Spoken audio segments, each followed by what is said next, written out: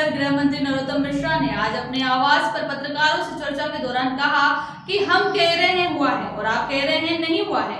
आप उलझ क्यों रहे हैं? आप जनता के बीच जाएं और सही स्थिति का आंकलन करें। जम्मू कश्मीर के उरी में शहीद हुए राजगढ़ के खुजनेर निवासी मनीष कारपेंटर के लिए उन्होंने कहा कि हमारा अपना बेटा आतंकियों से लड़ते हुए शहीद हुआ है, जो कि हमारे लिए बहुत ही दुखद समय है। गृह मंत्री ने कहा कि मुख्यमंत्री शिवराज सिंह चौहान ने श्रद्धा सुमन अर्पित कर 1 करोड़ रुपए की सहायता देने की घोषणा की है। डॉक्टर गोविंद सिंह को लेकर उन्होंने कहा कि वह मेरे बड़े भाई हैं और कांग्रेस में उनकी उपेक्षा शुरू हुई है। कांग्रेस उनका उपयोग करती है, मेरी सहानुभूति उनके सहाते।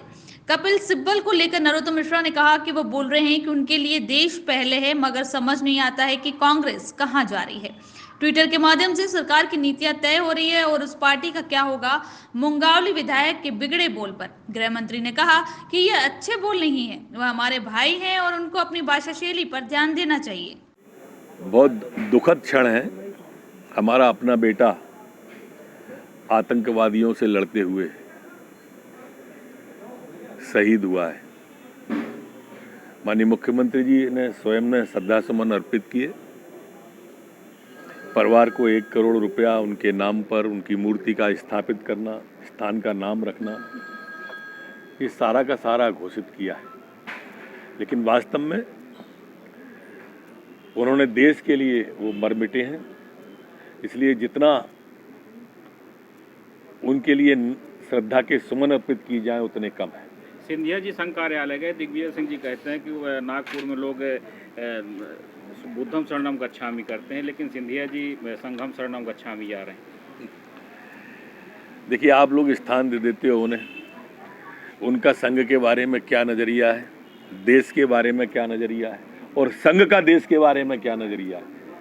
जो इस बात को समझ जाएगा वो फिर दिग्विजय सिंह को भी समझ जाएगा। बंगला खाली कराने को ले गोविंद सिंह जी मेरे बड़े भाई हैं, मेरे मित्र हैं और उनकी उपेक्षा कांग्रेस में सदैव से होती रही। जब विभाग देने की बारी आई तो दौड़ के लाहौर से आए, बाद में अड़े और लड़े तब जीएडी आया था। अभी नेता प्रतिपक्ष पर नाम चला दिया, बुला लिया, और इस बार तो लड़े और अड़े दोनों से काम नहीं चला। ये इनका सिर्फ उपयोग करते हैं। यूज एंड थ्रो की स्थिति कांग्रेस ने सदैव से रखी है। मेरी पूरी सहानुभूति गोविंद सिंह जी के साथ है। सर, मंत्री बंगला खाली नहीं कर रहे, कमलेश्वर पटेल का धीरे धीरे हो जाएंगे प्रक्रिया।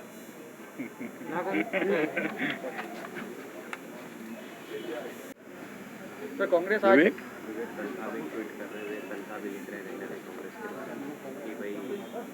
व्यवस्थाओं को ठीक करने के बारे में उन्होंने कई बार अपनी बात को उठाया है। विवेक तनखा और वीरप्पा मोइली जी कह रहे हैं कि बागी नहीं है, हम बदलाव के पक्षधर हैं। कपिल सिब्बल जी बोल रहे हैं कि उनके लिए देश पहले है। अब समझ में ही नहीं आ रहा कौन क्या कह रहा है और कांग्रेस कहां जा रही है। महज अंदाज से कहते हैं कि जीना होगा, जहर भी देते हैं तो कहते हैं पीना होगा, और जहर जब पीते हैं तो कहते हैं मरना भी नहीं, और जब मरते हैं तो कहते हैं जीना होगा। ये स्थिति कमोबेश कांग्रेस की हो गई है। ट्विटर के माध्यम से सरकार की नीतियां तय होने लगे हैं। उस पार्टी का हश्र क्या होगा ये समझ से परे है।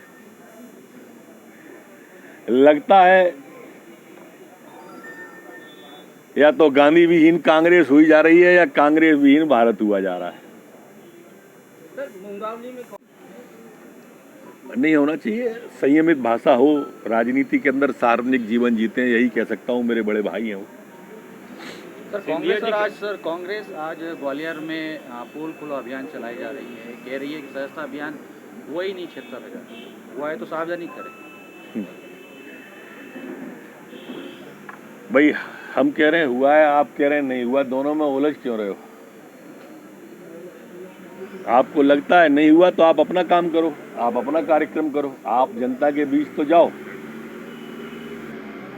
कोई नेता ए क्लास का जनता के बीच में जाता ही मिलेगा। बी टीम को एक्टिव कर दिया, उन्हें अधिकार नहीं है। मैंने कहा ना कि ऊहापोह की स्थिति दिल्ली से यहां तक है। अभी सिर्फ दिल्ली में नेतृत्व परिवर्तन की बात उठ रही है। आप प्रतीक्षा करो, मध्य प्रदेश में भी आने वाली है वो बयान। शहीद मनीष की बात करें